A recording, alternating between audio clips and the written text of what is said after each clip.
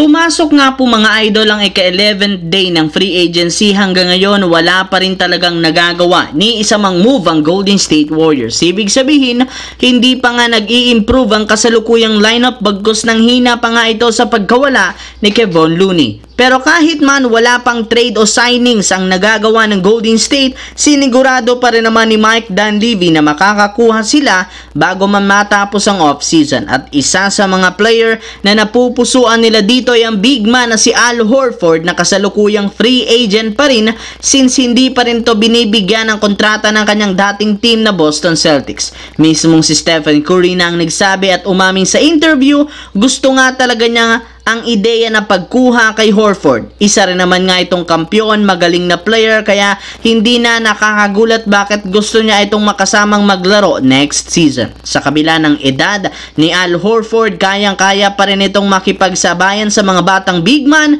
Plus, meron nga itong shooting sa 3-point line na siyang babagay sa kanilang playing style. Samantala, sa pagbisita nga ni DeAndre Ayton sa facility ng Los Angeles Lakers, syempre, binulgar nga niya sa isang interview na bagamat tinext niya si Luka Doncic matapos siyang pumirma sa team, wala rin naman itong natanggap ni isa mang mensahe sa kanilang isa pang superstar na si LeBron James. Kaya dahil dyan, hinala ng mga fans na hindi nagustuhan ni LeBron ang ginawang move ng Lakers ngayong off-season. Meron na rin naman ngang lamat ang relasyon ni na LeBron at ang kanilang general manager na si Rob Pelinka dahil mas nakafocus nga ang Lakers ngayon sa future ng franchise at hindi sa magkampiyon agad. Bukod dyan, hindi rin naman nagustuhan ni LeBron ang ginawang pag-trade noon ni Pelinka kay Anthony Davis nang hindi niya alam. Kaya hindi malabo na umalis si LeBron sa Lakers kapag natapos ang kontrata nito. At isa sa mga pinakamalapit na team na posibleng sunod na puntahan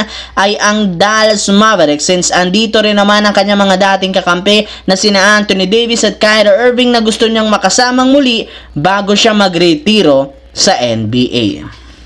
Samantala, nagawa nga po mga idol ng Dallas Mavericks na maipanalo ang game laban sa Lakers sa unang araw ng Las Vegas Summer League, 87-85. At kagaya ng inasahan, inabangan nga talaga dito ng mainit na labanan ni na Cooper Flag at Bronny James na maagang nagpakitang gila sa pagtatala agad ni Flag ng 10 points sa first half, 8 points naman kay Bronny James. Ngunit pareho rin naman ngang malamya ang performance ng dalawang ito.